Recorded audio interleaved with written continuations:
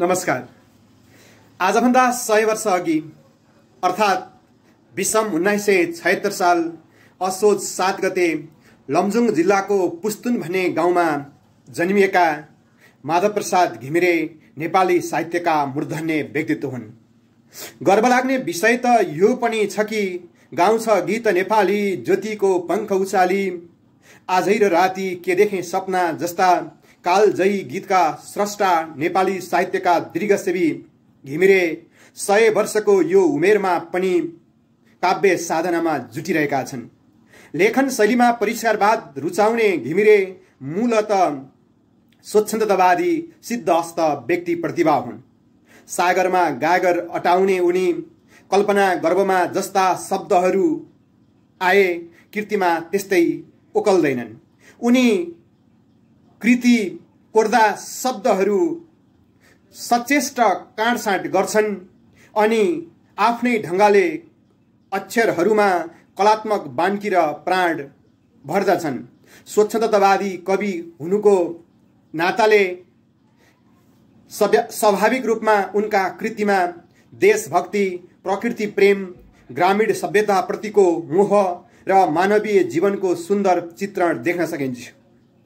गौरी, राष्ट्र निर्माता, मालती मङ्गले, अश्वत्थामा जस्ता सुन्दर कृतिका सर्जक घिमिरेका कवितामा छन्दको मिठास, भावगत माधुर्यता तथा शैलीगत चमत्कृति पाउन सकिन्छ। साहित्यका कलमवाहक यिनै अथक योद्धा राष्ट्रकवि माधव घिमिरेद्वारा रचिएको तथा कक्षा 11 र 12 विभिन्न समूह अन्तर्गत अनिवार्य नेपाली विषयमा राखिएको नेपालै नरहे कविताको अध्यापकीय चर्चामा म नेपाल प्रकाश अधिकारी जुटिसकेको छु। केही समय प्रदान गर्नुहोस्। कविता। नेपाली हामी रहौँला कहाँ नेपालै नरहे, उचाइ हाम्रो चुलिन्छ कहाँ हिमालय नरहे, उचाइ हाम्रो चुलिन्छ कहाँ हिमालय नरहे। हामीलाई नेपाल र नेपाली भन्ने शब्द प्रति गौरव बोध छ। नेपाल भन्ने मूल शब्दमा यी प्रत्यय लागेर नेपाली शब्द निर्माण भएको हुन्छ। खासमा नेपालमा बसोबास गर्ने व्यक्तिहरूलाई नेपाली भनिन्छ। हाम्रो प्यारो मातृभूमि नेपाल नरहने हो भने यहाँ हामीहरू बसोबास गर्ने भन्ने प्रश्न नै उठ्दैन। हिमालको फेदीमा रहेको नेपाल अति सुन्दर छ, त्यसैले पनि यसप्रति धेरैका आँखा लाग्न सक्दछन्। तसर्थ सदैव नेपाली जन रहिरहनको लागि पनि कवि हाम्रो प्यारो मातृभूमि नेपालको रक्षा गर्नु पर्दछ भनेर भन्दछन्। हो, नेपाल सानो छ, तर पनि यति सानो नेपालमा विश्वको छानो उच्च सगरमाथा छ। हामीलाई गर्व छ कि सर्वप्रथम सूर्यको पहिलो कुमारी झुल्का सगरमाथाको सेतो उपरना उपर लडीबुडी खेल्दै नेपाल छुन आइपुग्छ अनि त्यही रमणीय भूमिमा जातीय सद्भावका स्याउहरू लदाबदी पाक्छन्। हामी सबैको शान सगरमाथा मात्र होइन, हामी माझ थुप्रै मनमोहक असंख्य हिम श्रृङ्खलाहरू छन्। ती सम्पदा पाएर समृद्ध हुनुको नाताले संसारमा हाम्रो इज्जत यसै चुलिएको छ। यिनीहरूको अभावमा हाम्रो प्रतिष्ठा खस्कन सक्छ। देशको भूगोल, यी र यस्ता प्राकृतिक सम्पदा, सांस्कृतिक विविधता, ऐतिहासिक सम्मानको जगेर्ना गर्ने दायित्व कवि हामीहरूको काँधमा आएको बेहोरा कविता मार्फत व्यक्त गर्न चाहन्छन्। उनी भन्न चाहन्छन्, नेपाली हामी रहौँला कहाँ नेपालै नरहे, उचाइ हाम्रो चुलिन्छ कहाँ हिमालय नरहे। त्यसैले नेपालको संरक्षण गरौँ, हिमालको जगेर्ना गरौँ। कवि यो पनि भन्छन्, तराई हाम्रो सुनको टुक्रा हिमालय हिराको, तराई हाम्रो सुनको टुक्रा हिमालय हिराको, माटो र पानी पहिलो धन धरतीका छोराको।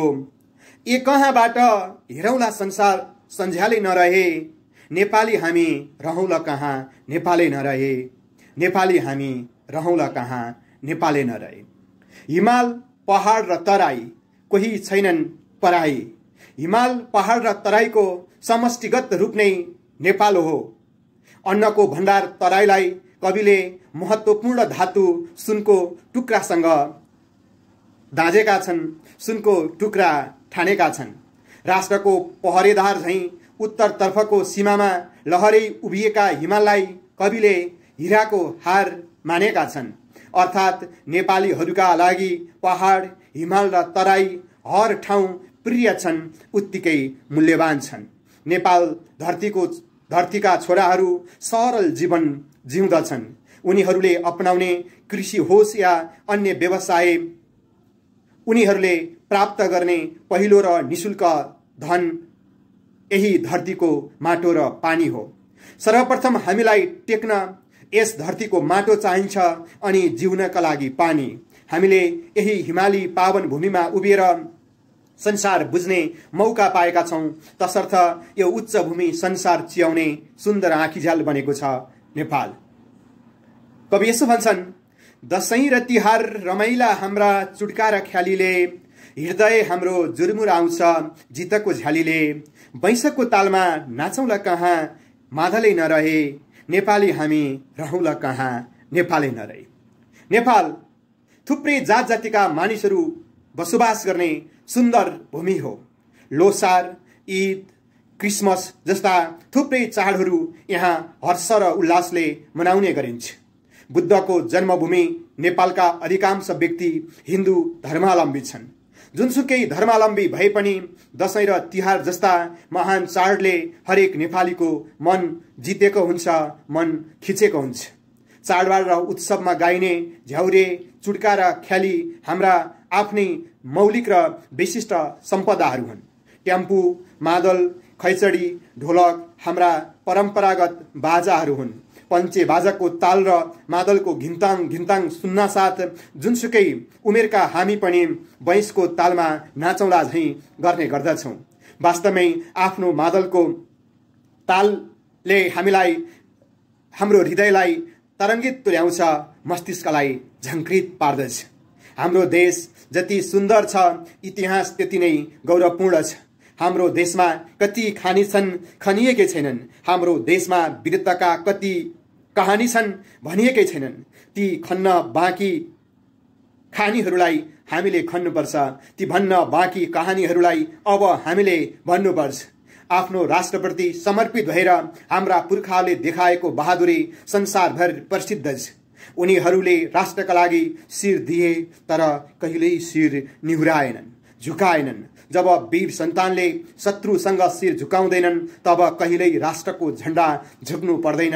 हाम्रो स्वाधीनताको केतु राष्ट्रिय झण्डा सदैव उच्च शान साथ सगरमाथामा फहराइरह्यो। त्यो वीरतापूर्ण इतिहास चाहेर पनि कसैले तोड्न सक्दैन। उनीहरूको प्रतिष्ठापूर्ण पौरखको वर्णन चाहेर पनि इतिहासका सुनौला पानाबाट कसैले मेटाउन सक्दैन। हामी तिनै वीर पुर्खाहरूको सन्तान हौं। आज पनि जितका झ्यालीले हाम्रो हृदय त्यसै जुरमुराउने गर्दछ। कवि भन्दछन्, यी र यस्ता विशिष्ट संस्कृतिको सम्पदाहरूको जगेर्ना हामीले गर्नुपर्दछ इतिहासप्रति उच्च सम्मान। आकाश छुने टाकुरा हाम्रो भेटेर भेटिन्न, आकाश छुने टाकुरा हाम्रो भेटेर भेटिन्न। पौरखी हाम्रा पुर्खाको पाइला मेटेर मेटिन्न। बिम्झौला कहाँ पूर्वको पहिलो उज्यालै नरहे, नेपाली हामी रहौँला कहाँ नेपालै नरहे। नेपाली हामी रहौँला कहाँ नेपालै नरहे। हो, उच्च हिम श्रृङ्खलाले नेपाल जति सुशोभित छ, यसको इतिहास पनि उत्तिकै गौरवपूर्ण छ। इतिहास साक्षी छ।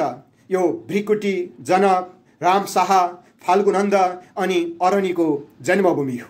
प्राचीन शास्त्र अनुसार यो भूमि महादेव शिवको क्रीडा स्थल हो। संसारको भित्री आँखा उघार्ने वैभवपूर्ण राजसी सुख शैल त्यागेर बुद्धत्व प्राप्त गर्ने सिद्धार्थ गौतमले पहिलो पटक यसै भूमिमा आँखा खोले। त्यसैले यस भूमिलाई पूर्वको पहिलो उज्यालो भन्दा अत्युक्ति हुँदैन। राष्ट्रकवि घिमिरे यस्तो गौरवपूर्ण राष्ट्रको बासिन्दा हुन इज्जत बचाइरहन हामीले सर्वप्रथम हाम्रो राष्ट्र नेपालको संरक्षण गर्नुपर्छ, नेपालको रक्षा गर्नुपर्छ भन्ने भाव कविता मार्फत प्रस्तुत गर्न चाहन्छु।